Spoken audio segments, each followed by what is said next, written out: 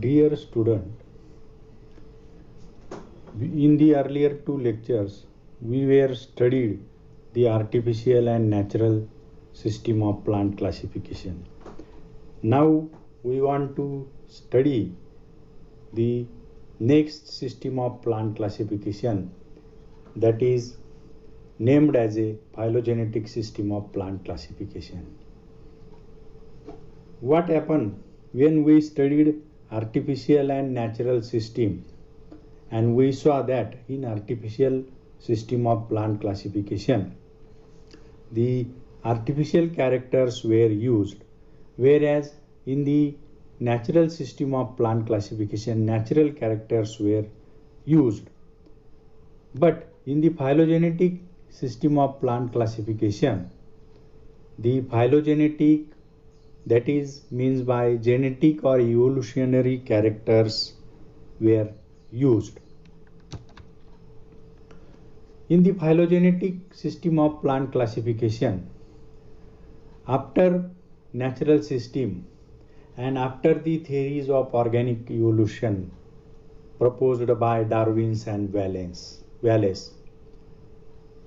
the nature of systems of classification was also changed. And after Darwin and Wallace, at present, universally all biologists accepted that the existing life forms are product of evolutionary process, and hence most of the systems of classification was developed on the genetic and ancestral relationship. That is what a emerging of or origin of system of phylogenetic development of plant classification. If we will see what is meant by phylogenetic system of plant classification, the system in which the classification of plant proposed on the basis of genetic and form relationship, or we can also say that the evolutionary system of plant classification. But it is very difficult to develop such kinds of systems because there are no complete fossil records, and that's why it is very difficult, or it was found very difficult to develop phylogenetic system of plant classifications. And whatever phylogenetic systems were developed, that are not completely phylogenetic but that are partly natural and partly phylogenetic because of the lack of fossil record or incomplete fossil record. In the phylogenetic development of classification, different taxonomists of that time were proposed or were tried to develop a phylogenetic nature of system of plant classification. In among all, notably the Eichler, Engler and Planter and Hutchinson system of plant classifications are somewhat more recognized. And today we want to see the Engler and Prandtl system of plant classification, that is what called as a phylogenetic system of plant classification. The Engler and Prandtl were the two German botanists. That time they were published their plant classification in their monumental work Die Naturlichen Pflanzenfamilien. This book having a 20 volumes, and they were published these books during 1887 to 1899. The Die Naturlichen Pflanzenfamilien means identification of the genera of entire plant kingdom. So in their 20 volumes work, they were classified the entire plant kingdom starting from algae to angiosperm. This work of them was very good or monumental kind of work. Their system of plant classification was enhancement over the Bentham and Hooker and Eichler's system of plant classification. and in their system they have provided identification of plant groups starting from algae and algae to angiosperms. All the entire plant groups present on the earth, they were considered in their phylogenetic system of plant classification. In the angiospermic plant families, in their classification, they were arranged the families according to increasing complexity of the flower, fruit, seed development. They have also provided keys, description, embryology, morphology, anatomy, and geographical distribution kind of data in their system of classification for the different or included families. If you will see the outline of their system of plant classification, overall there are 13 divisions in their system of plant classification, and these 13 divisions are included the plants from algae to angiosperm. The last 13th division included the classification of phanerogams or seed plants.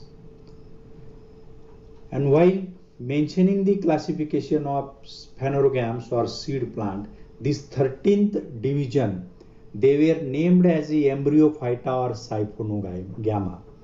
Embryophyta means seed bearing plant and siphonogama means vessel containing plants. Anatomically, they also contains the vessel in their wood. This division of phanerogams, they further divided into the two subdivisions named as a gymnospermy and angiospermy.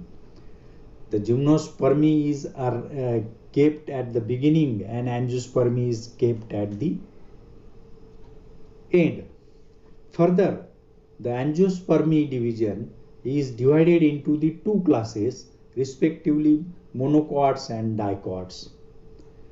Again, the dicots are further divided into the subclasses Archiclamidae and Metaclamidae. The sequence of subdivision, class and subclass has a meaning. The sequence is showing the evolutionary relationship according to them. So gymnosperms are earlier because according to them gymnosperms are more primitive than the angiosperm. Monocots in the angiosperm are at the beginning because according to them the monocots are primitive than the dicots, and that's why such kind of arrangement they were made in their system of classification that we have to understand. In their subclass Archiclamidae, they have put the plants of apetally and polypetally flower, and in Metaclamidae they have put the plant which are having the gamopetalous flower. This is what outline of their system of classification. Now we will see the salient features of their system of classification. The Engler and Planter assume that dicots and monocots have been originated from some extinct group of gymnosperm. So this is a notable point that they do not agree that the dicots and monocots are evolved or originated from the same ancestor, but they mention that they may be evolved from the some extinct group of gymnosperm. According to them, monocots are regarded as a primitive than the dicot. Order Pandanel of monocot and Amentiferae of dicot are the ancestral type for monocot and dicot plant group, and hence these two orders are put at the beginning of each class of their system of classification. Polypetally and apetally are placed in the Archiclamidae.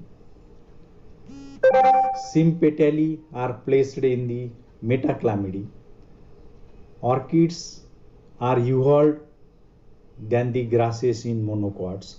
Asteraceae considered more evolved in dicots. These are the some salient features of their system of classification. Merits of their system. Their system is phylogenetic in nature. Plant groups are arranged in evolutionary according to evolutionary affinities. Classification of entire kingdom, that is from bacteria, algae, fungi, bryophytes, pteridophytes, gymnosperm and angiosperms are included in their system. Gymnosperms are before angiosperms. That is what is accurate according to modern evolutionary concept. Umbelliferae is at the beginning and Asteraceae is at the end of Metachlamydeae and Archiclamydeae. So that is also accurate. Orchidaceae is at the end of monocot. That is accurate. Anatomical data taken into consideration in their system for the very first time. Their system has several demerits. Monocots considered primitive to dicots. That is not correct according to modern evolutionary evidences. Concept of primitive flower is against the modern concept of evolution. Combining apetally and polypetally is not desirable. That results a very large group of families. The system is not much practical utility. Acting inflorescence bearing families are considered as a primitive. That is also not correct. In monocots, families like pandanales are recent and not primitive.